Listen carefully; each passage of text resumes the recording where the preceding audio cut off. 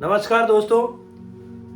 आज हम कुछ वीडियो ऐसे रिकॉर्ड करने वाले हैं जो कि एसवाई जैसी अकाउंटेंसी से रिलेटेड होगा, क्योंकि काफ़ी दिनों से स्कूल या कॉलेजेस बंद थे या तो लेक्चर चालू थे तो बच्चे शायद अटेंड नहीं करते थे।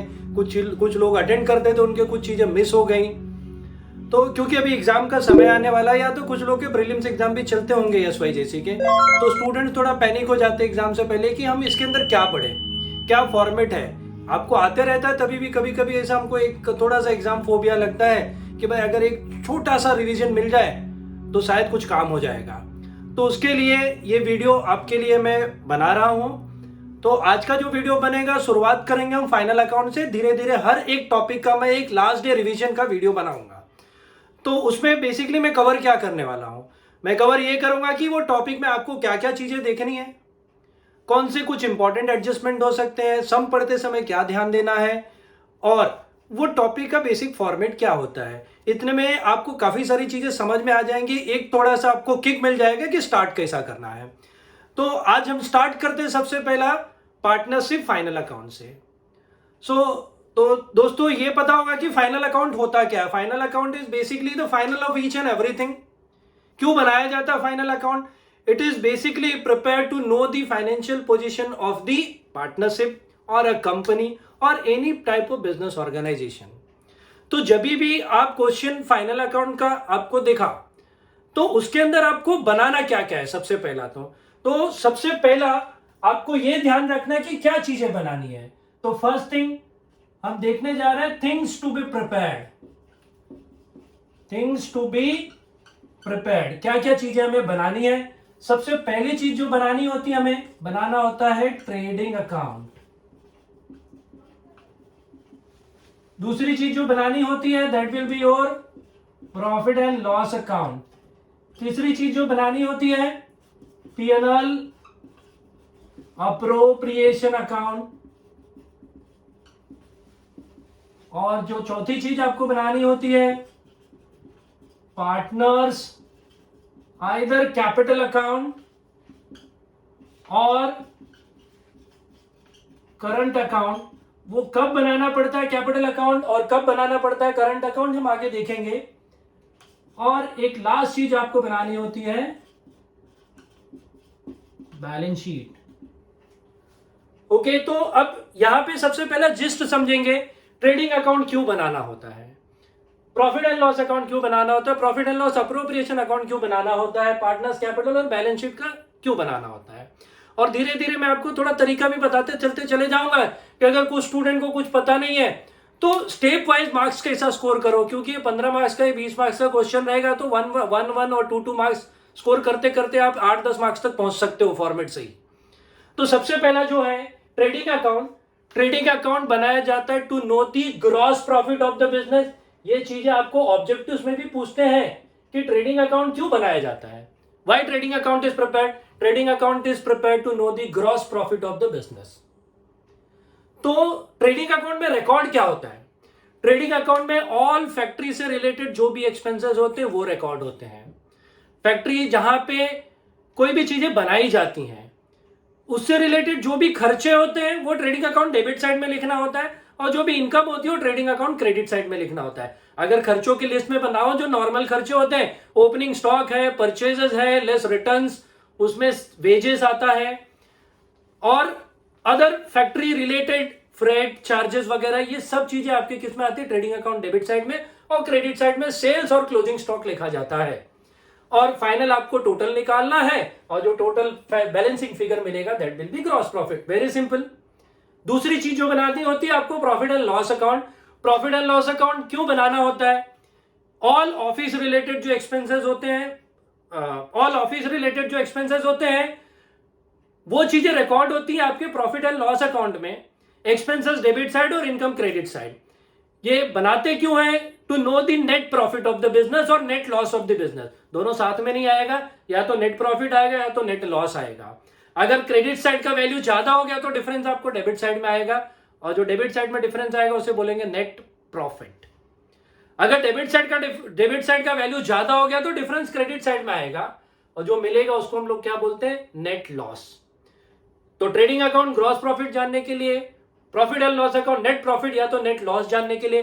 ट्रेडिंग अकाउंट में क्या रिकॉर्ड होता है? ऑल फैक्ट्री से related. Profit and loss account में क्या रिकॉर्ड होता है? All office related expenses will be recorded into your profit and loss account. Now तीसरी चीज जो है यहाँ पे profit and loss appropriation account. तो ये मैं बता देना चाहता हूँ कि दोस्तों अगर जो लोग बुक रेफर करते होंगे तो कितने किताबों में profit and loss appropriation account नहीं बनाया जाता है, तो या तो कितने लोग बनाते हैं, कितने लोग नहीं बनाते हैं। तो पहले मैं उनके लिए बताता हूं जो profit and loss appropriation account बनाते हैं और क्यों बनाया जाता है। प्रॉफिट एंड लॉस अप्रोप्रिएशन एक एक्सटेंशन होता है आपके प्रॉफिट एंड लॉस अकाउंट का ही, लेकिन इसमें क्या रिकॉर्ड होता है? All expenses related to partners.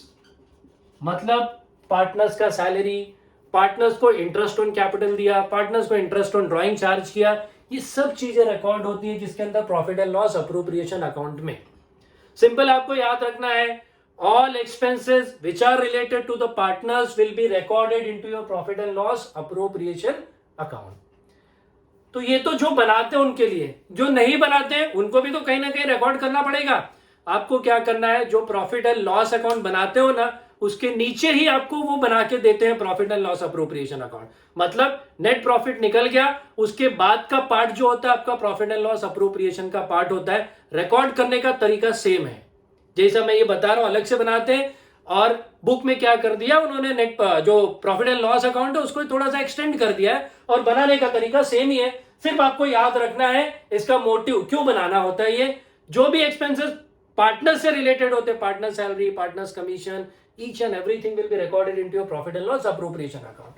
और ये चीज जो होता है पार्टनर्स कैपिटल और पार्टनर्स करंट अकाउंट, ये तो आपको पता ही होगा कि बनाते हैं। इसके अंदर पार्टनर्स से रिलेटेड जो भी चीजें रहेंगी, कैपिटल वगैरह, ये सब चीजें आपके पार्टनर्स कैपिटल और करंट में आती है। तो अब कंफ्यूजन ये है कि कैपिटल अकाउंट बनाए कि करंट अकाउंट बनाए।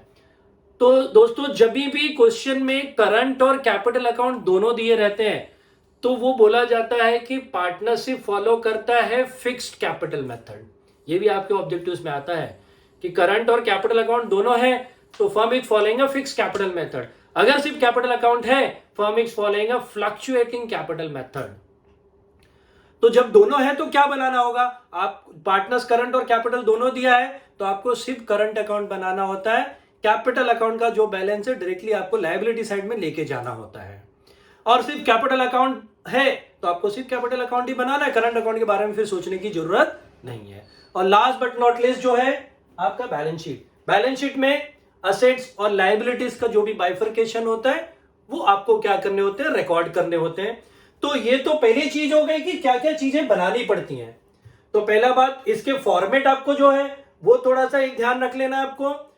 और डेबिट और क्रेडिट टॉप पे लिखना बहुत जरूरी है। जब आप ट्रेडिंग अकाउंट बना रहे हो तो ध्यान रखना आपको ट्रेडिंग अकाउंट में क्या लिखना है, trading account for the year ended, for the year ended जो भी रहेगा 31 मार्च 31 दिसंबर। अभी आप बोलोगे मैं ऐसा क्यों बता रहा हूं स्पेसिफिकली, क्योंकि कितने स्टूडेंट्स ऐसे रहते हैं जो कि ऐसे लिख देते सिर्फ ट्रेडिंग अकाउंट, उसका कोई मार्क्स नहीं है। अगर आपने अच्छे से लिखा trading account for the year ended, इसका भी आपको आधा 1 मार्क्स मिल जाता है।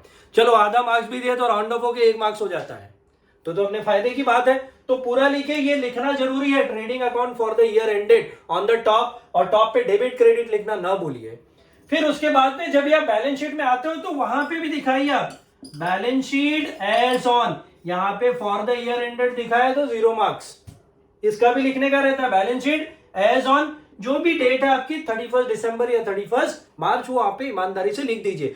तो दोस्तों देखिए यहाँ पे आधा मार्क्स इधर, आधा मार्क्स इधर, 1 मार्क्स तो हो गया हमारा बिगर, मतलब कुछ किए बिना ही आपको इतने मार्क्स मिल जाएंगे। सिर्फ थोड़ा सा आपको क्या करना है, ध्यान देना उससे रिलेटेड। तो दोस्तों यहाँ पे हमने समझा कि क्या क्या चीजें हमें फाइनल अकाउंट में बनानी होती है। दूसरी चीज, अब हमको ये पता चल गया क्या बनाना है, आपने फॉर्मेट भी बना दिया। दूसरी चीज, कितने स्टूडेंट्स होते हैं जो क्वेश्चन बहुत फटाफट पढ़ते हैं, या तो पढ़ते ही नहीं है और अपने हिसाब से बनाना शुरू कर देते हैं। वो इतने कॉन्फिडेंट होते हैं कि यही सब चीजें आने वाली हैं। पहले आप क्वेश्चन ध्यान से पढ़िए कि पढ़ने में आपको क्या ध्यान देना है कि सबसे पहला रेशियो क्या है पार्टनर्स का, रेशियो क्या है। जैसे 3 पार्टनर रहेंगे ए बी सी, रेशियो दिया है 3:2:1, तो ये रेशियो का कैलकुलेशन कैसा होगा? 3 + 2 + 1 हो गए कितने? ये 6। तो रेशियो कैसा निकालोगे? 3/6, 2/6, 1/6। मैं ऐसा क्यों बताया? क्योंकि कितने ऐसे स्टूडेंट्स होते हैं कि उनको पता ही नहीं चलता है 6 किधर से आ गया। आपको जो रेशियो दिया रहेगा उसका टोटल लीजिए और फिर बाद में उसके नीचे आप बाइफरकेट करते चले जाए। अगर 2 पार्टनर हैं, सपोज 2 पार्टनर है, ए और बी ही पार्टनर है और वहां पे रेशियो दिया है ए एंड बी पार्टनर है, रेशियो दिया है 3:2, तो 3 + 2 हो गए 5। अब मुझे अगर कोई भी चीज डिवाइड करनी रहेगी तो 3/5 एंड 2/5। तो ये चीजें ध्यान देना है। सबसे पहला फाइनल अकाउंट पढ़ रहे हो तो रेशियो देखो। पता चला आपने पूरा क्वेश्चन पढ़ लिया और कहीं रेशियो के बारे में कुछ बोला ही नहीं है, तो टेंशन लेने की जरूरत नहीं है। कुछ नहीं बोला तो equal ratio, it is simple as that. जैसे 2 दोस्त खाना खाने के लिए गए, तो किसको मालूम ही नहीं रहता कौन बिल भरने वाला है, और बाद में बिल आ गया तो फिर क्या करने का? शेयरिंग है, इक्वल शेयरिंग। सेम वे यहाँ पे भी पार्टनरशिप एक्ट 1932 में अगर रेशियो नहीं मेंशन किया गया, it will be an equal ratio. 2 partner है तो 1/2 1/2, 3 पार्टनर है तो 1/3 1/3 1/3, और 4 पार्टनर है तो 1/4 1/4 1/4। इस हिसाब से आपको क्या करना है? रेशियो निकाल लेना है। तो पहला रेशियो हमें समझ में आ गया। रेशियो के बाद आप क्या करिए? ट्रायल बैलेंस पढ़िए। ट्रायल बैलेंस में मार्क करिए कि कौन सी चीजें कहां जाने वाली हैं। लेकिन ध्यान देना, अब मैं थोड़ा सा ट्रायल बैलेंस का एक छोटा सा नमूना दिखाता हूं आपको, एक सैंपल दिखाता हूं कि कैसा होता है। कि जैसे सपोज यहां पे दिया गया है this is a trial balance. अब ये ट्रायल बैलेंस में मैं ये जानबूझ के बता रहा हूं क्योंकि कितने बच्चे रहते हैं उनको पता ही नहीं चलता है किधर लिखना है, क्या करना है, वो अपनी मर्जी से कुछ भी करते चले जाते हैं। जब आप ट्रायल बैलेंस पढ़ोगे तो सबसे पहले आपको क्या चेक करना है? ट्रायल बैलेंस पढ़ते समय आप यहां पे देखिए ट्रायल बैलेंस एज ऑन, तो वो पहला आप ईयर देखिए कौन सा है, क्योंकि घाई घाई में आप ईयर नहीं देखते हो, फिर बाद में प्रीपेड वगैरह के एडजस्टमेंट आएंगे तो उसमें आप कंफ्यूज हो जाते हो। तो पहला तो देख लीजिए मार्च ईयर एंडिंग है कि दिसंबर ईयर एंडिंग है कि जून ईयर एंडिंग है। तो अगर मार्च ईयर एंडिंग है, जैसे 31 मार्च ईयर एंडिंग है, 31 मार्च 2021 दिया है, तो ये ईयर स्टार्ट कभी से हुआ रहेगा? 1 अप्रैल 2020 से, क्योंकि इसमें भी स्टूडेंट कंफ्यूज होते हैं। दूसरा, अगर सपोज दिसंबर ईयर एंडिंग है, दिसंबर ईयर एंडिंग है तो आपको पता रहेगा 31 दिसंबर 21 है तो ईयर स्टार्ट हुआ रहेगा 1 जनवरी 21। अगर जून ईयर एंडिंग है, से 30 जून 21 है, तो ईयर स्टार्ट कभी से हुआ रहेगा? It has been started from 1 July 2020। ये कंफ्यूजन होता है स्टूडेंट लोगों को कि ईयर एंडिंग में वो समझ नहीं पाते, फिर बाद में जब मंथ का कैलकुलेशन आता है या कुछ भी कैलकुलेशन होता है तो परेशान हो जाते हैं। तो मार्च ईयर एंडिंग रहेगा तो क्या है?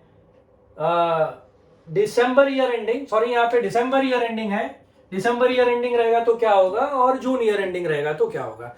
ये सिर्फ आपको ध्यान देना है, और जब भी मंथ वाली बात आएगी तो आप थोड़ा सा केयरफुल रहिए वहां पे।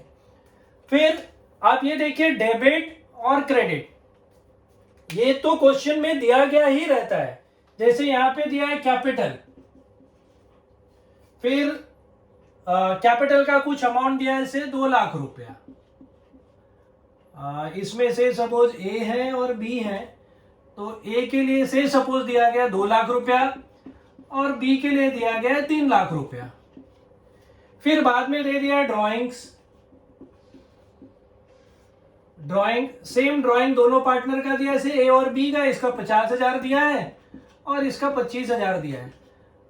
फिर आपको क्या मैं बताना चाहता हूं कि जैसे आप मार्क करते हो, मार्किंग तो सबको पता है कि ट्रेडिंग अकाउंट के लिए आपको क्या लिखना है? टी लिखना है, प्रॉफिट एंड लॉस अकाउंट के लिए पी लिखना है, असेट के लिए ए लिखना है, लायबिलिटीज में जाएगा तो एल लिखना है। तो ये आपके नोटेशंस रहते हैं। अगर आपके और भी कोई नोटेशन रहेगा तो वो फॉलो करिए, लास्ट मोमेंट में कुछ चेंज करने की जरूरत नहीं है। ये तो मैं मेरे हिसाब से बता रहा हूं कि नॉर्मली लोग यही फॉलो करते हैं। ट्रेडिंग अकाउंट के लिए टी लिखते हैं, प्रॉफिट एंड लॉस अकाउंट के लिए पी लिखते हैं, असेट के लिए ए और लायबिलिटीज के लिए एल लिखते हैं। आप मार्किंग तो कर देते हो, जैसे कैपिटल आया तो आप लिख दोगे कैपिटल, फिर इसके बाद कुछ स्टूडेंट ऐसा ढूंढने लगते कौन से साइड लिखे हैं, क्रेडिट में लिखे कि डेबिट। अरे आप यहाँ पे देखिए कौन सी साइड है, वो साइड में जाके लिखिए, इसमें इतना क्या परेशान होने की जरूरत है। देखो कितने स्टूडेंट रहते ओपनिंग स्टॉक मार्क कर दिया, उनको पता भी है ट्रेडिंग में आ रहा है, तो ट्रेडिंग में आ रहा है, ट्रेडिंग में लिख दिया। अब तुम्हारे दिमाग में नेक्स्ट क्वेश्चन आता है डेबिट लिखे कि क्रेडिट, अरे आप वहां देखिए, वहां पे पता रहेगा डेबिट है कि क्रेडिट, उसके हिसाब से आपको लिख देना है। अगर आपने ये ट्रांसफर भी किया 100% आपका ट्रांसफर हो गया, तो यहां पे भी काफी सारे मार्क्स आप स्कोर कर सकते हो। जो छोटी छोटी मिस्टेक होती है वो मैं आपको बता रहा हूं, क्या है कि आपने मार्किंग कर लिया, मार्किंग करने के बाद डेबिट करना है कि क्रेडिट करना, आपको सोचने की जरूरत नहीं है, उसके अंदर दिया गया रहता है डेबिट है कि क्रेडिट, अकॉर्डिंगली आप क्या कर दीजिए, उसको ट्रांसफर कर दीजिए। बट ये चीजें ध्यान रखना स्टूडेंट्स कि जो ट्रायल बैलेंस के ट्रांजेक्शन होते हैं that will come one and only one time. I repeat, trial balance के transaction will come one and only one time, एक ही बार आता है। कहां पे आता है? अरे पहले देखा ना हमने, trading account, profit and loss account, profit and loss, appropriation, capital account, balance sheet, asset या तो लायबिलिटी, इसमें से कहीं पे भी जाएगा एक ही बार आएगा, उसका इफेक्ट एक ही बार होता है। कौन सी साइड लिखेंगे? डेबिट वाला डेबिट साइड लिखो, क्रेडिट वाला क्रेडिट साइड लिखो, बाकी कुछ समझने की जरूरत ही नहीं है, वेरी सिंपल। ओके, लेकिन मैं वापिस बोल रहा हूं, ट्रायल बैलेंस का ट्रांजेक्शन एक ही बार आता है, डोंट राइट टू टाइम्स। तो आपने ट्रायल बैलेंस भी फिनिश कर दिए, ट्रायल बैलेंस फिनिश करने के बाद ही एडजस्टमेंट पे जाना है। मैं ऐसा क्यों बता रहा हूं? क्योंकि आदत होती है आप लोगों की कि आप क्या करते हो, यहां से कुछ चीजें लिखे, फटाक से एडजस्टमेंट में पहुंच गए, ये मुझे आ रहा था वो मैंने कर लिया वहां पे फटाक से जाके, फिर ये दूसरा कुछ लिखा उसका एडजस्टमेंट आ रहा था, तब तक आपका रिदम ही खत्म हो गया कि आप इधर थे कि इधर थे कि उधर थे। तो उसमें से एक दो आइटम आप भूल जाओगे, लिखोगे नहीं, और अल्टीमेटली क्या होगा, फिर आपका बैलेंस शीट टैली नहीं होगा। फिर लास्ट में आप ढूंढने लगते हो कि बैलेंस शीट टैली क्यों नहीं हुआ, क्योंकि आपने गड़बड़ी कर दी है इसके लिए। इसीलिए मेरा सुझाव ये है कि ट्रायल बैलेंस पूरा खत्म करिए, जहां पे एडजस्टमेंट है उसको टिक मार्क करिए, और ट्रांसफर करते समय उसके नीचे एक लाइन छोड़ दीजिए। आपका ट्रांसफर खत्म हो गया, सपोज ट्रांसफर तक कर दिया, और कुछ कुछ ऐसे महानुभाव स्टूडेंट भी होंगे कि जिनको एडजस्टमेंट पता ही नहीं होगा, या तो एडजस्टमेंट नहीं आ रहा होगा, या तो उन्होंने पढ़ाई की होगी एडजस्टमेंट भूल गए होंगे, तो भी कोई टेंशन की बात नहीं है। आपने अगर ट्रांसफर कर दिया तो भी आपने 50-60% का काम कर दिया है। आप दूसरे सम पे जाइए, जब आपको समझ में आएगा हाँ ये एडजस्टमेंट तो मैंने पढ़ा था, ये एडजस्टमेंट मुझे आता है, वापिस आइए, आपको पता रहेगा ना कि आपने ट्रायल बैलेंस तक फिनिश किया था। नहीं तो अगर आप जंबल अप करोगे कभी इधर कभी उधर, तो हमेशा कंफ्यूज रहोगे। इसीलिए स्टेप वाइज जाइए। तो ट्रायल बैलेंस खत्म, उसके बाद एडजस्टमेंट पे आइए। अब एडजस्टमेंट में क्या क्या चीजें होती हैं, और एडजस्टमेंट सॉल्व करने से पहले मैं आपको बता देना चाहता हूं कि एडजस्टमेंट के दो इफेक्ट होते हैं, एक डेबिट और एक क्रेडिट। मैं फिर से बोल रहा हूं, एडजस्टमेंट के दो इफेक्ट होते हैं, एक डेबिट होता है, एक क्रेडिट होता है। अब डेबिट में कौन सा आता है, क्रेडिट में कौन सा आता है, वो हम समझ लेंगे क्या है। फिलहाल सिर्फ इतना याद रखिए, एक डेबिट एक क्रेडिट। इसका मतलब क्या है मालूम है स्टूडेंट? अगर गलत भी किया आपने, मतलब उसको पीएनएल डेबिट में आना चाहिए था, आपने गलती से ट्रेडिंग के डेबिट में लिख दिया, तो भी आपका बैलेंस शीट टैली हो जाएगा। तो मार्क्स, अरे वो सेम अमाउंट से टैली होगा, और आपकी नसीब के ऊपर डिपेंड रहेगा फिर कि अगर एग्जामिनर का ध्यान गया properly, each and every point वो चेक किया, तो टेक्निकली आप रॉन्ग हो जाओगे, बट फंडामेंटली आप सही थे कि आप एक डेबिट एक क्रेडिट करके आ गए। एटलीस्ट आपको कॉन्फिडेंस आएगा दूसरे सम के लिए कि मेरा वो सम टैली हो गया है। इसके लिए ध्यान रखना है कि डेबिट और क्रेडिट इफेक्ट देना ही देना है। तो कभी भी आपके दिमाग में ऐसा डेबिट गया क्रेडिट गया उधर समझने ये कंफ्यूज नहीं होना है। एक डेबिट और एक क्रेडिट इफेक्ट आएगा हर जगह चेक करने का। तो कभी ऐसा भी हो सकता है क्या कि कोई डेबिट का इफेक्ट क्रेडिट साइड जा सकता है? ऐसा भी होता है, कुछ कुछ एडजस्टमेंट में होता है, वो हम देखेंगे जब भी मैं एडजस्टमेंट में आऊंगा तो वहां पे बताऊंगा। फिलहाल अभी मैं क्या बोलता हूं, जो नॉर्मल एडजस्टमेंट होते हैं, जो रेगुलर एडजस्टमेंट होते हैं, जो एग्जाम में आते ही आते हैं, ऐसे कुछ 3 या 4 एडजस्टमेंट है जो आते ही आते हैं, वो सिर्फ ध्यान रखने का। वो आपको पता भी होगा तो भी मैं एक बार रिवाइज करा दे रहा हूं क्यों, कौन से 3 से 4 एडजस्टमेंट है। सबसे पहला आपका फेवरेट एडजस्टमेंट जो हर एग्जाम में आया रहेगा, क्लोजिंग स्टॉक। क्लोजिंग स्टॉक का एडजस्टमेंट हर एग्जाम में आता है, आप कोई भी पेपर उठा के देख लीजिए, विदाउट इसके कंप्लीट ही नहीं हो सकता पेपर। क्लोजिंग स्टॉक का एडजस्टमेंट आता ही आता है। अब क्लोजिंग स्टॉक का एडजस्टमेंट आया तो क्या करना है, इसमें ध्यान क्या रखना है, ध्यान रखने लायक बात क्या है, अगर दिया रहा कॉस्ट प्राइस और मार्केट प्राइस दोनों दिया है तो क्या करने का, कॉस्ट प्राइस और मार्केट प्राइस दोनों दिया है तो आपको क्या करना है, जो लोअर अमाउंट रहेगा that you have to take, जो लोअर अमाउंट रहेगा वो आपको लेना है, कॉस्ट प्राइस और मार्केट प्राइस में से जो कम रहेगा वो लेने का। अभी देखिए लॉजिक के बारे में हम नहीं जाते हैं क्योंकि अभी समय नहीं है लॉजिक सीखने का, सिर्फ इतना ध्यान रखिए कॉस्ट प्राइस और market price which ever is lower उस पर वैल्यू होता है आपका क्लोजिंग स्टॉक। इफेक्ट देखिए मैं जनरल एंट्री के हिसाब से आपको इफेक्ट बताऊंगा स्टूडेंट। अगर आपको लगता है कि मुझे ये जनरल एंट्री लिख लेनी चाहिए तो आप लिख लीजिए, आपने पहले लिखा है तो कोई बात नहीं, सिर्फ इफेक्ट देख लीजिए क्या है। तो मैं जनरल एंट्री के हिसाब से सिखाता हूं आपको क्लोजिंग स्टॉक के एंट्री क्या होती है। तो एंट्री होता है closing stock account debit to trading account, closing stock account debit to trading account.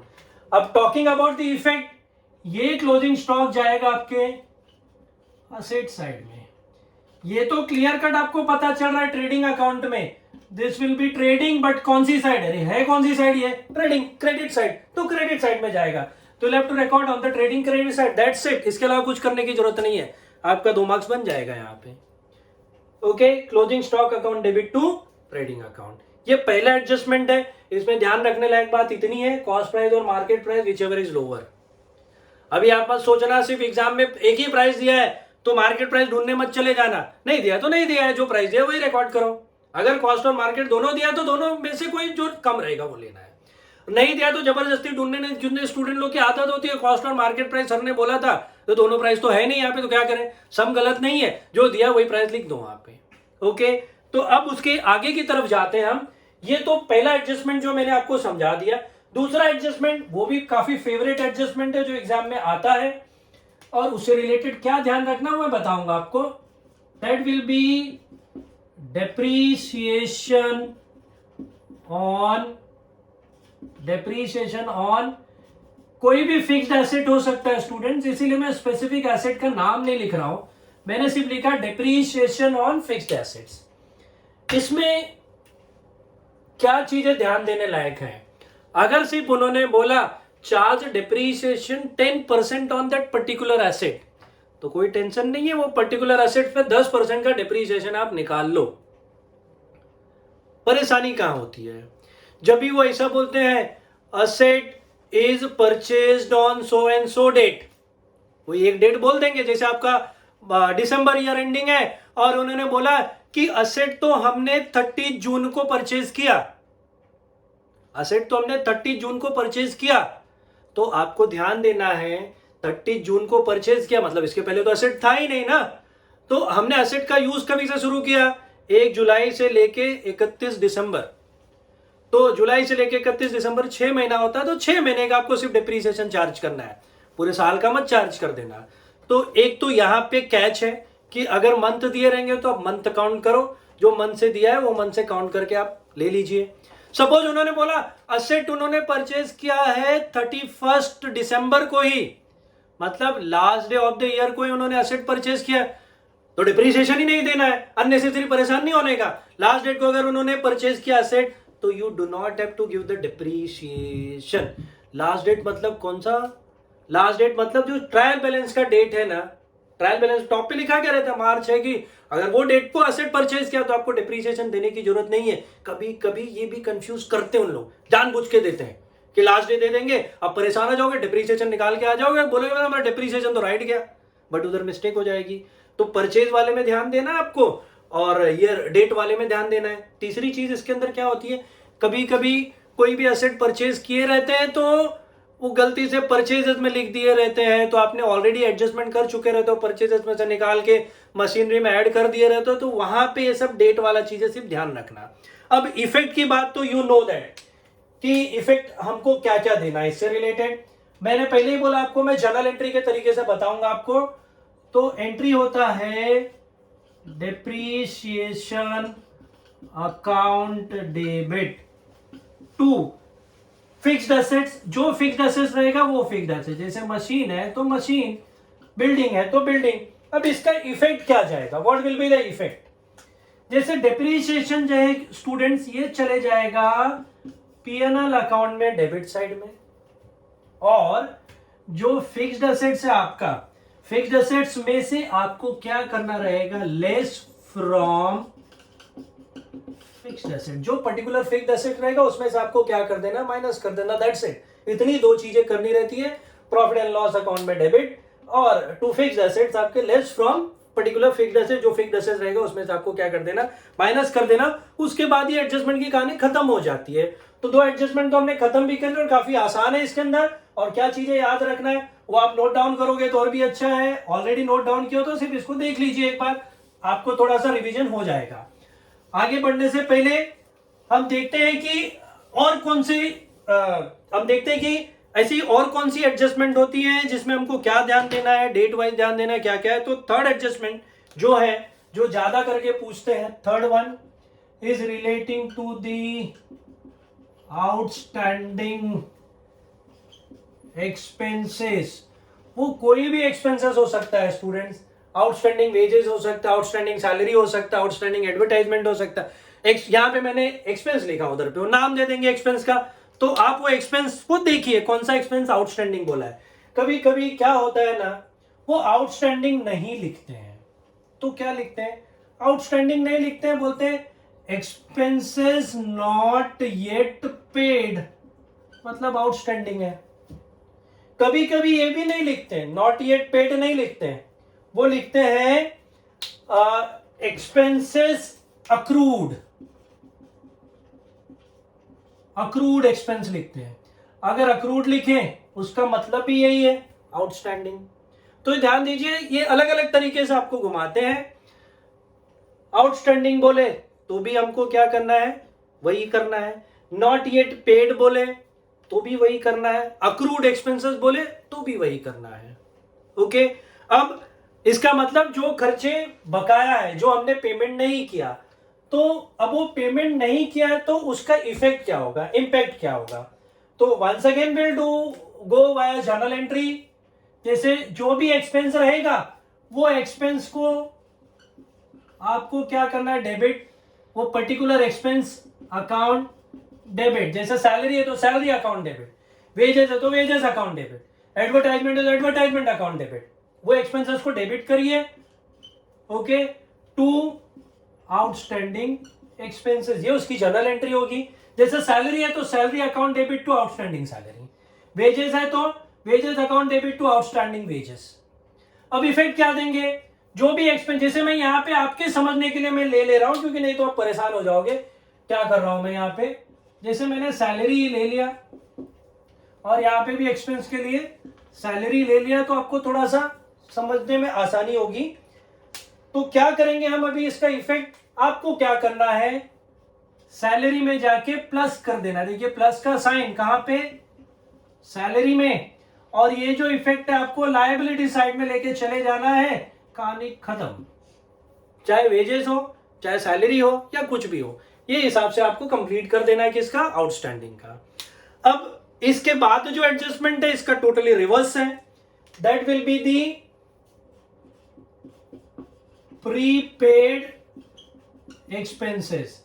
इसको कभी कभी बोला जाता है एक्सपेंसेस पेड इन एडवांस, इसको कभी कभी बोला जाता है अनएक्सपायर्ड एक्सपेंस। तो अलग अलग वर्ड यूज होता है, कभी प्रीपेड यूज होगा, कभी एडवांस वर्ड यूज होगा, कभी अनएक्सपायर्ड वर्ड यूज होगा, तो उससे रिलेटेड आपको ध्यान देना है। अब मैं जो एक्सपेंस का एग्जांपल लूंगा ना, आपके लिए मैं ले रहा हूं एडवर्टाइजमेंट। सपोज उन्होंने बोला एडवर्टाइजमेंट पेड इन एडवांस, वही बात नहीं है, इसका उल्टा एंट्री कर देना है आपको। जस्ट क्या करेंगे, जैसे यहां पे हम लिखेंगे एडवर्टाइजमेंट, मैंने एग्जांपल दिया तो मैं लिखूंगा prepaid advertisement account debit to advertisement prepaid advertisement account debit to advertisement. अब इफेक्ट क्या करना है, देखिए प्रीपेड वाली जो भी चीजें रहेंगी वो आपके असेट में जाती हैं, तो असेट में आ गया। एडवर्टाइजमेंट तो आपको क्या करना है, minus, that is less from advertisement, advertisement में से माइनस करना है, या कोई भी एक्सपेंस रहेगा तो आपको ये तरीके से उसका क्या देना है, ट्रीटमेंट देना है। दोस्तों कोई भी एग्जाम हो, ये 4 एडजस्टमेंट तो आपके रिपीट होते ही होते हैं, चाहे कुछ भी हो जाए। तो देखिए कितना आसान है, पहले आपको क्या बनाना है, ट्रायल बैलेंस में से कैसे पोस्ट करना है, फिर ये 4 एडजस्टमेंट तो फिक्स है, ये आते ही आते हैं।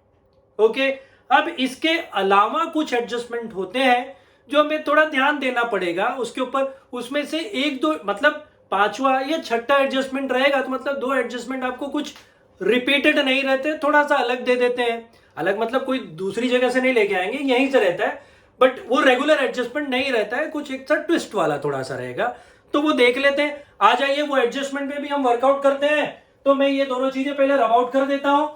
देखिए अब आगे की तरफ जाते हैं, जो मेरे हिसाब से वो एडजस्टमेंट भी तो एग्जाम में रहता ही रहता है, जो 5वां मैं बताने वाला हूं, उसको थोड़ा सा ध्यान से देखते हैं हम। वो काफी सारे स्टूडेंट कंफ्यूज भी रहते हैं उसके अंदर। Adjustment relating to the RDD, reserve for doubtful debts, adjustment relating to RDD, reserve for doubtful debts. इसके लिए मैं क्या करूंगा, एक छोटा सा मैं एग्जाम्पल लेता हूं, तो मेरे ख्याल से आपको समझने में थोड़ी आसानी होगी, क्योंकि एडजस्टमेंट थोड़ा सा टेढ़ा है।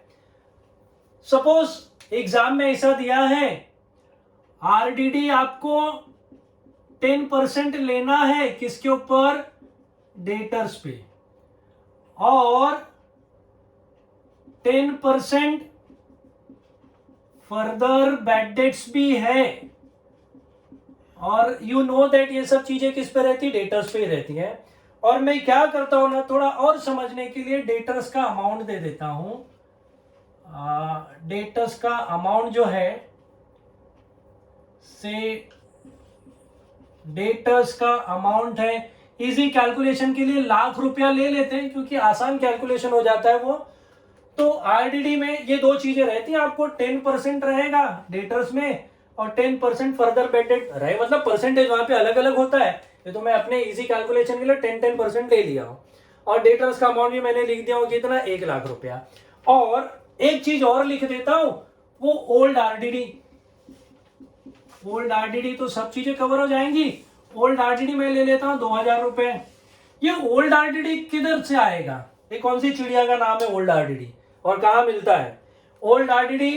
ये रहेगा आपके ट्रायल बैलेंस में। और सबसे मजे की बात, आप तो पोस्ट कर चुके रहोगे ओल्ड RDD, आपको पता ही रहेगा ओल्ड RDD कितना है, तो जस्ट मैं एग्जांपल में ले रहा हूं।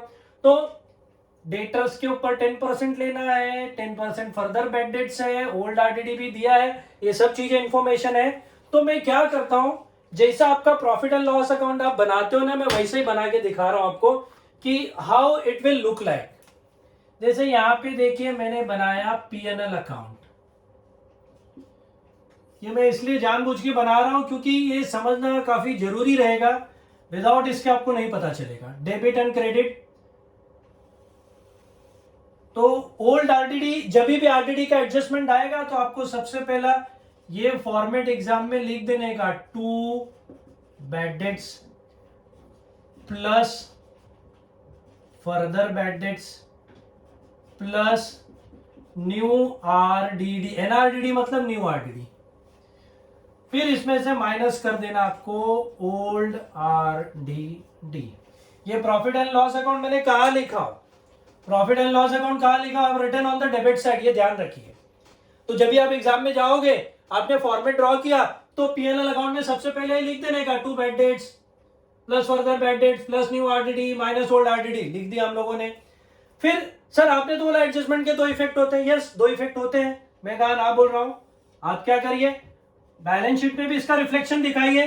बैलेंस शीट कैसा दिखता है, देखिए बैलेंस शीट में आओगे तो इधर रहेगा लायबिलिटीज, इधर रहेगा असेट, इसका रिफ्लेक्शन आपको असेट साइड में दिखेगा, डेटर्स के साथ रहेगा। डेटर्स। फिर आपको क्या करना है, देखिए जैसे बैड डेट्स है स्टूडेंट्स, ये मिलता आपको ट्रायल बैलेंस में से, फर्दर बैड डेट्स मिलता है एडजस्टमेंट में से, एनआरडीडी मिलता है एडजस्टमेंट में से, ओल्ड आरडीडी मिलता है ट्रायल बैलेंस में से। तो मैंने आपको क्या बताया था, जो भी चीजें ट्रायल बैलेंस वाली आती है वो एक ही बार आती हैं, इसका मतलब ये आदमी इधर नहीं आएगा, कैंसल। ये तो एडजस्टमेंट में आता है ना, तो ये आएगा वहां पे, ये भी एडजस्टमेंट में आता है वो भी आएगा। ओल्ड आरडीडी ये तो ट्रायल बैलेंस वाला आदमी, ये नहीं आएगा वहां पे। इसका कहने का मतलब डेटर्स के साथ ये दो लोग ही आने वाले हैं। और मजे की बात एडजस्टमेंट में भी यही दिया मैंने ना, डेटर्स और फर्दर बैड डेट्स। आधे स्टूडेंट्स कंफ्यूज हो जाते हैं, डेटर्स के साथ भी बैड डेट्स घुसा देंगे, डेटर्स के साथ न्यू आरडीडी सब घुसा दिए और बाद में कंफ्यूज हो जाएंगे। मैं फिर से बोल रहा हूं, बैड डेट्स ट्रायल बैलेंस में मिलता है, फर्दर बैड डेट्स एडजस्टमेंट में मिलता है, न्यू आरडीडी एडजस्टमेंट में मिलता है। मतलब ये दोनों के दो इफेक्ट जाएंगे और इसके इफेक्ट तो ऑलरेडी तुमने दे दियो पीएनएल अकाउंट में, एक ही इफेक्ट जाएगा तो वहां लिखने की जरूरत नहीं है। तो डेटर्स के साथ क्या आएगा, फिर डेटर्स में आप दिखाओगे यहां पे माइनस, इधर प्लस था ना, इधर दिखाओगे माइनस फर्दर बैड डेट्स, फिर माइनस एनआरडीडी, ओके खत्म। अब जैसा डेटर्स यहां पे मैंने बोला था 1 लाख रुपया है, लिख दिया मैंने।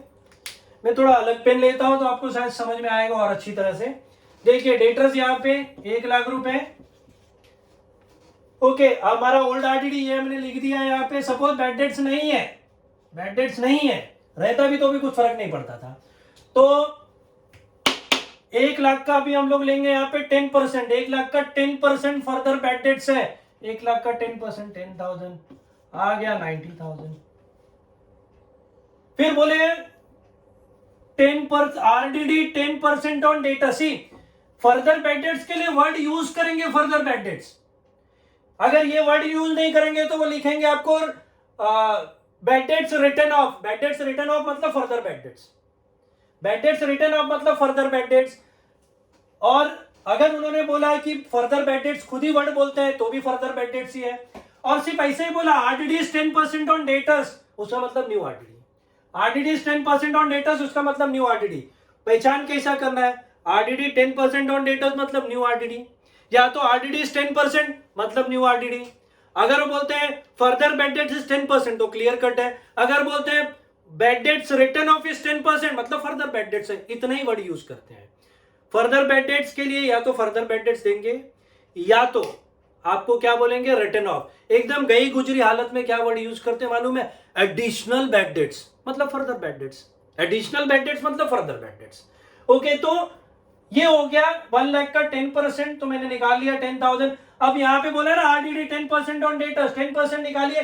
10% इसका नहीं निकालने का, इसका निकालने का 10% आप इसका निकालोगे, 90,000 का 10% विल बी 9,000 और ये आ गया 81,000। कहानी खत्म, आरडीडी एडजस्टमेंट ओवर। ओके, तो अब करना क्या है, एग्जाम में जब भी जाओगे फॉर्मेट आपने ड्रॉ कर लिया, ये पहला लिख दो बैड डेट। तुमको आता है कि नहीं आता एडजस्टमेंट वो सोचने का नहीं, अगर तुमने ये भी लिख दिया ना तो 1 मार्क्स मिलेगा। तुमने फॉर्मेट लिख दिया, एग्जामिनर को पता चलेगा कि तुमने कुछ तो पढ़ाई किया है, bad debt further bad debt इतना सारा लिख दिया। हाँ, गलती से आप भूल गए होगे, शायद एडजस्टमेंट नहीं कर पाए होगे, तो ये सिर्फ आपको ध्यान देना है। यहाँ पे ये जाके सबसे पहला एग्जाम में फॉर्मेट ड्रॉ किया, सब पढ़ के ये लिख देने का बस। और उसके बाद आपको, क्योंकि एडजस्टमेंट में जैसे जाओगे आपको पता चल जाएगा कि आरडीडी का एडजस्टमेंट है, तो इसमें मैंने कोई जनरल एंट्री आपको नहीं बताया। अब आप यहां देख सकते हो जो मैंने लॉजिक बताया था स्टूडेंट्स, कि इसका सेकेंड इफेक्ट देना बाकी रह गया है ना, तो एक इफेक्ट इधर हुआ, सेकेंड इफेक्ट इधर लिखने का 10,000, इसका सॉरी सेकेंड इफेक्ट 10,000 और यहाँ पे सेकेंड इफेक्ट कितना 9,000। इधर कुछ है नहीं, 10 + 9 कितने हो गए 19,000 और इसमें से 2,000 माइनस कर दो, बाहर आपका आ जाएगा 17,000। ये हो गया आरडीडी का एडजस्टमेंट खत्म। तो हमने जो किया था ट्रायल बैलेंस, उसका इफेक्ट नहीं किया, एक ही बार इंपैक्ट किया था। हमने जो फर्दर बैड डेट्स किया था, 2 इफेक्ट देखिए, एक इधर एक इधर। न्यू आरडीडी एडजस्टमेंट में था, एक इफेक्ट इधर एक इफेक्ट इधर। ओल्ड आरडीडी ट्रायल बैलेंस में था, उसका एक ही इफेक्ट यहाँ पे ही गया। तो इसके लिए पहले मैंने बता दिया था ट्रायल बैलेंस के एक इफेक्ट और आपके एडजस्टमेंट के कितने इफेक्ट जाएंगे, 2 इफेक्ट जाएंगे। आई होप सो ये एडजस्टमेंट आपको समझ में आ गया होगा।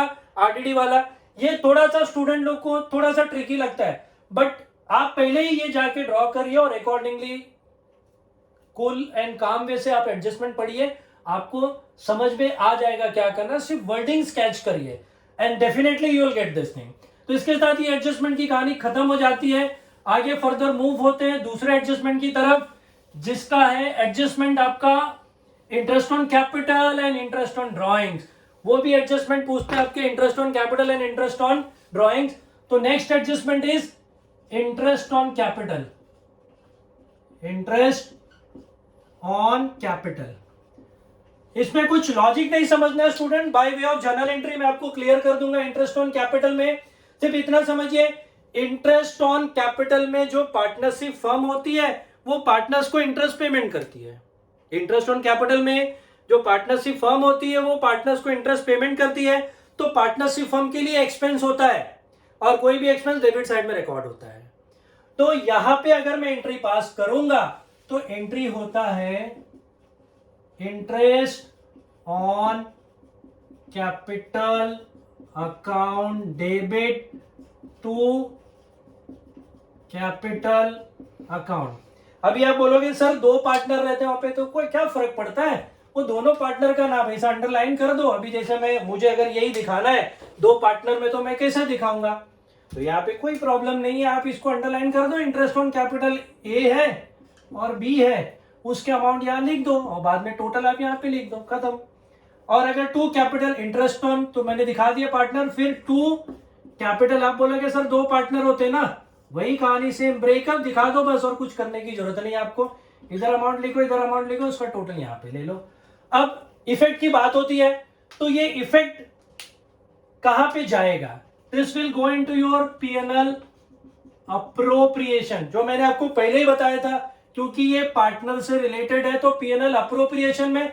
अब आप साइड मत पूछना, साइड कौन सी साइड दिया, डेबिट साइड, डेबिट साइड लिख देना आपको।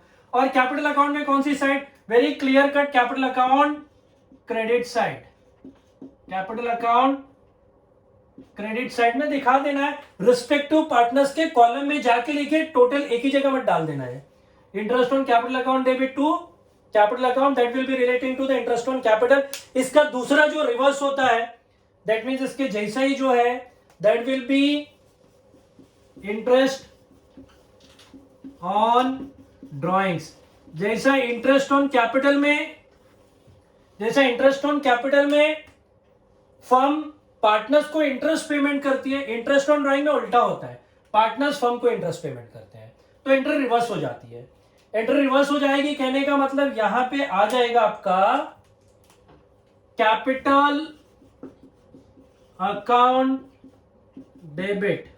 अभी जो भी 2 पार्टनर है मैं बाइफर्केशन नहीं दिखा रहा हूं, to drawing, to interest on drawing, to interest on drawings, तो capital account debit to interest on drawing. और जहां पे भी मैंने बोला अगर पार्टनर से रिलेटेड आया this will go into your PNL appropriation. और ये कैपिटल अकाउंट में कौन सी साइड जाएगा, डेबिट साइड, दैट्स इट। वो जो भी पार्टनर से इंटरेस्ट लेते रहेंगे उसके कॉलम में जाके क्या कर देना, आपको जस्ट लिख देना है। और कैलकुलेशन काफी आसान रहता है, आपको जस्ट परसेंटेज बोलेंगे, जिसका जितना परसेंटेज रहेगा निकाल के उसके ऊपर कैलकुलेट कर दीजिए। ओके, सिर्फ ड्राइंग्स में आपको ध्यान देना है, वैसे इतना ट्रिकी तो नहीं पूछेंगे, लेकिन अगर कभी गए वो ट्रिकी पूछने के लिए कि डायरेक्टली ऐसा बोल दिया drawing interest on drawing is 10%, कहानी खत्म, आप निकालो और बाकी कुछ सोचो मत। अगर उन्होंने बोल दिया कि अलग अलग डेट पे पार्टनर्स ने ड्रॉ किया, ये आपको यहां नहीं पूछेंगे तो ऑब्जेक्टिव्स में पूछ सकते हैं कि पार्टनर्स का डेट ऑफ ड्रॉइंग पता नहीं है, कभी वो अप्रैल में निकालता है, कभी जनवरी में, कभी फरवरी में, अलग अलग डेट को उन्होंने ड्राइंग किया है, इंटरेस्ट का कैलकुलेशन कैसा करे, तो फिर ऑन एन एवरेज 6 मंथ का इंटरेस्ट निकालने का, ऑन एन एवरेज 6 मंथ का इंटरेस्ट निकालने का। ये थोड़ा सा हाईफाई एडजस्टमेंट हो जाता है, बट क्या होता है कभी कभी ये ऑब्जेक्टिव्स में पूछते हैं तो ध्यान रखना, अगर आया ट्रू और फॉल्स, डेट ऑफ ड्राइंग नहीं मेंशन है तो 6 मंथली कैलकुलेट होता है, ऑन एन एवरेज बेसिस पे कैलकुलेट होता है। जो भी वर्डिंग्स रहेगा माइंड में कहीं ध्यान रखना, याद हुआ तो अच्छी बात है, नहीं याद हुआ तो कोई टेंशन लेने की जरूरत नहीं, हमारा काम इतना हो गया है। इंटरेस्ट ऑन कैपिटल कैसा कैलकुलेट करते हैं, तो ये भी इंपॉर्टेंट एडजस्टमेंट है, या तो इंटरेस्ट ऑन ड्रॉइंग या तो इंटरेस्ट ऑन कैपिटल, आपको कुछ ना कुछ एक एडजस्टमेंट क्या करते हैं वो पूछ लेते हैं। अब आगे की तरफ हम जाते हैं तो आता है अनरिकॉर्डेड इन्वेस्टमेंट, या तो अनरिकॉर्डेड एसेट, या तो अनरिकॉर्डेड परचेज, अनरिकॉर्डेड सेल्स। तो ज्यादा करके अनरिकॉर्डेड परचेज और अनरिकॉर्डेड सेल्स का एडजस्टमेंट आता है। तो यहां पे मैं आपको समझा रहा हूं, अनरिकॉर्डेड परचेज, अनरिकॉर्डेड परचेज। तो अनरिकॉर्डेड परचेज वेरी सिंपल, जैसा नाम लिखा है इसका, अनरिकॉर्डेड मतलब रिकॉर्ड नहीं किया, तो अभी क्या करें, रिकॉर्ड करते हैं। तो अगर रिकॉर्ड करना है तो क्या करेंगे, purchases account debit to creditors, purchases account debit to creditors. आपको करना क्या रहेगा, परचेजेस में जाके प्लस करने का और क्रेडिटर्स में भी जाके प्लस करने का। ये मैं डायरेक्टली भी आपको बता सकता था, अनरिकॉर्डेड परचेज है मतलब वो परचेज उसने लिखा नहीं, तो आपको क्या करने का, लिख देने का, जाके परचेजेस में ऐड करो। लेकिन मैंने बोला आपको दो इफेक्ट देने, तो आपको एक तो समझ में आ जाएगी कि परचेजेस में लिखना है, दूसरे के लिए आप घूमने लगते हो तो वो उसको क्रेडिटर्स में जाके ऐड कर देने का। अगर मैंने आपको अनरिकॉर्डेड परचेज समझाया तो अनरिकॉर्डेड सेल्स आपको ऑटोमेटिकली समझ में आ जाएगा। अनरिकॉर्डेड सेल्स के लिए unrecorded sales, unrecorded sales entries का क्या होगा, मैंने आपको पहले बोला था कि मैं एंट्री के हिसाब से समझाऊंगा, प्लस माइनस आप ध्यान रखना। एंट्री में आपको क्या लिखना, अनरिकॉर्डेड सेल्स का it will be debtors account debit to sales account, debtors account debit to sales account. अब क्या करना होगा, सिंपल, रिकॉर्ड नहीं किया ना तो प्लस करो डेटर्स में, प्लस करो सेल्स में, दोनों जगह आप क्या कर दीजिए, प्लस डेटर में करिए प्लस सेल्स में। तो ये भी एडजस्टमेंट आता है अनरिकॉर्डेड सेल्स अनरिकॉर्डेड परचेज का। लेकिन स्टूडेंट जो आरडीडी वाला एडजस्टमेंट मैंने बताया था उसमें आप ध्यान रखिएगा, वो जो आरडीडी होता है, न्यू आरडीडी होता है, फर्दर बैड डेट्स, वो सब एडजस्टमेंट करने के बाद करने का। इन ऑल अगर मैं बोलूं ना पूरा एडजस्टमेंट सॉल्व कर दो उसके बाद आरडीडी का एडजस्टमेंट करना, पहले मत कर देना नहीं तो फंस जाओगे। आरडीडी का एडजस्टमेंट लास्ट में करो, ऑल दो फॉर्मेट वगैरह लिख के रखे रहो सभी उसका, RDD adjustment do in last, क्योंकि कभी भी अनरिकॉर्डेड सेल्स आया तो फंस जाओगे उसके अंदर। ओके, तो ये unrecorded sales are very minute thing, unrecorded sales unrecorded purchase, ये सब चीजें आपको मिलेंगी। और एक एडजस्टमेंट और है जो आपकी नसीब खराब हुई तो शायद पूछ सकते हैं, तभी भी देख लेते क्या है। देखिए कि दो तरीके हैं उसके अंदर, goods destroyed by fire, destroyed by fire, आग लग गई। ओके, तो यहां पे सपोज जो गुड्स डिस्ट्रॉय हुआ उसकी कीमत जो है से ₹1,00,000 है, और आपने लकीली उसका इंश्योरेंस भी कराया था, और जब आपको आग लग गई तो इंश्योरेंस कंपनी ने बोला ओके हम आपको ₹80,000 दे सकते, उससे ज्यादा नहीं दे सकते। अभी ये मत पूछना सर क्या ₹1,00,000 का गुड्स जला तो ₹1,50,000 देंगे, ऐसा कभी होगा नहीं। सिर्फ क्या होगा, ₹1,00,000, क्योंकि उसमें इन्वेस्टिगेशन करते हैं, उसके बाद आगे चेक करते हैं, कुछ चीजें बच गई रहेंगी, वो सब तो वो बड़ा प्रोसेस होता है। लेकिन आपको ऑलवेज कम पैसे ही मिलता है ज्यादा करके, या तो उतना ही पैसा मिलेगा।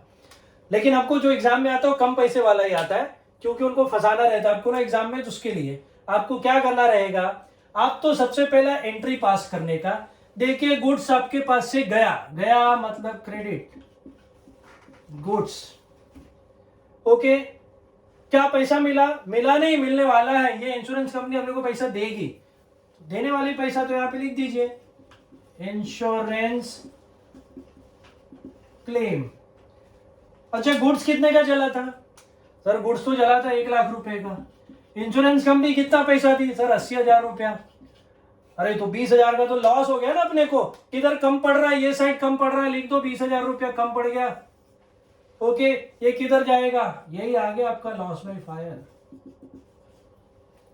फायर। तो अब इफेक्ट कैसा दे? इफेक्ट तो काफी आसान है, पहला तो एंट्री समझना था, कुछ करना नहीं है स्टूडेंट्स। देखिए इंश्योरेंस क्लेम वाला एडजस्टमेंट आया, सबसे पहला गुड्स क्रेडिट में लिखने का, क्रेडिट में क्यों लिखने का, वो चले गया तो क्रेडिट में लिख दो, फिर जो पैसा मिलने वाला है वो लिख दो, फिर उसके बाद अमाउंट लिखो, डिफरेंस ऑटोमेटिक आपको मिलेगा। इफेक्ट काफी आसान है, इंश्योरेंस क्लेम असेट में लेके जाओ, लॉस बाय फायर पीएनएल में लेके जाओ, और गुड्स की एक ही जगह होती है, गुड्स कभी भी आया उसका एक ही जगह होता है, ट्रेडिंग अकाउंट। कौन सी साइड? ये क्रेडिट साइड है, तो trading account credit side, that's it, trading account credit side. ये एडजस्टमेंट पूछेंगे तो आप ध्यान रखना, insurance claim, loss by fire और गुड्स का। सपोज उन्होंने बोला कि गुड्स जल गया और इंश्योरेंस नहीं कराया था, अच्छी बात है, नहीं कराया तो इंश्योरेंस नहीं आएगा, नहीं कराया तो इंश्योरेंस नहीं आएगा। अरे नहीं आएगा तो फिर क्या होगा? अरे ये पूरा का पूरा लॉस हो गया ना, लाख रुपया, तो पीएनएल में लिख दो। ऐसा भी होता है, इंश्योरेंस क्लेम नहीं दिया तो भी पूरा का पूरा लॉस हो गया, इंश्योरेंस ने 1 रुपया भी नहीं मिला, हमने इंश्योरेंस नहीं कराया था तो पूरा का पूरा लॉस। तो इसके हिसाब से एडजस्टमेंट क्या कर सकते हो आप? पोस्ट कर सकते हो। तो मैक्सिमम चीजें जो थी एक फाइनल अकाउंट में जो आ सकती वो मैंने कवर अप कर दिया हूं। आपको काफी सारे आइडिया मिल जाएंगे अगर लास्ट डे में ये वीडियो आपने देखा या एग्जाम में एंट्री होने से पहले भी देख लिया, आपको पूरे कंसेप्ट क्लियर हो जाएंगे। एंड 99% मैं बोलता हूं आप एटलीस्ट ये क्वेश्चन में 80% तक तो स्कोर कर लोगे सिर्फ ये वीडियो देख के, प्रोवाइडर आपका कैलकुलेशन बराबर होना चाहिए।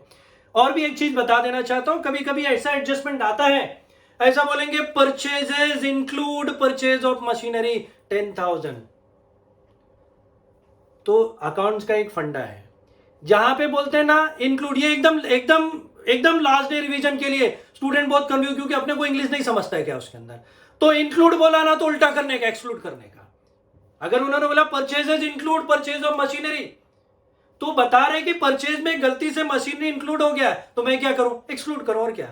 तो अगर उन्होंने बोला इंक्लूड करो तो एक्सक्लूड करने का क्या, अभी जैसे बोला purchase of machinery included into the purchases, तो परचेजेस में से निकालो, किधर लेके जाओ? फिर मशीनरी में लेके जाओ। तो अगर बोलते इंक्लूड करो तो एक्सक्लूड करो, अगर बोलते एक्सक्लूड है तो इंक्लूड करो। सिंपल, एकदम लॉजिक सिंपल है। ये अकाउंट्स में एसवाई जैसी में ही नहीं, पूरा अकाउंट्स जब तक आप पढ़ोगे, अगर उन्होंने बोला इट इंक्लूड्स तो आप एक्सक्लूड करो, अगर बोलते एक्सक्लूड तो आप इंक्लूड करो। Very simple, normal. जैसे अगर उन्होंने बोला कि sales of rupees 10,000 has been excluded erroneously, excluded बोला है ना, तो इंक्लूड करो, तो सेल्स में ऐड करो। और जो चीजें सेल्स में ऐड करनी है तो उसका सेकंड इफेक्ट ढूंढने लगोगे। सेल्स है तो उसका रिलेशन डेटर से होता है, और परचेजेस का रिलेशन होता है तो उसका रिलेशन क्रेडिटर से होता है। इतना लॉजिक आपको समझ में आना चाहिए। तो कभी भी इंक्लूड और एक्सक्लूड वाला एडजस्टमेंट आएगा तो इसके हिसाब से आपको क्या करना पड़ेगा? काम करना पड़ेगा। ओके, तो दोस्तों ओवरऑल फाइनल अकाउंट से रिलेटेड वीडियो हमने कवर कर लिया है। I hope so you have enjoyed it, और आपको ये वीडियो अच्छा भी लगा होगा। और आपको अच्छा लगा है तो आप शेयर करिए, मैक्सिमम स्टूडेंट लोग को इसका फायदा हो। और मैं चाहता हूं कि जितने भी एसवाईजेसी के स्टूडेंट्स हैं वो ये वीडियो देखें और उनको काफी सारी मैक्सिमम फाइनल अकाउंट में वो क्या करें? स्कोर करें। आप मेरे चैनल को सब्सक्राइब करिए, लाइक करिए, क्योंकि मैं नेक्स्ट टॉपिक का वीडियो बनाने वाला हूं that is related to the admission of a partner, and definitely वो नेक्स्ट वीक में आपको मिल जाएगा। तो धन्यवाद।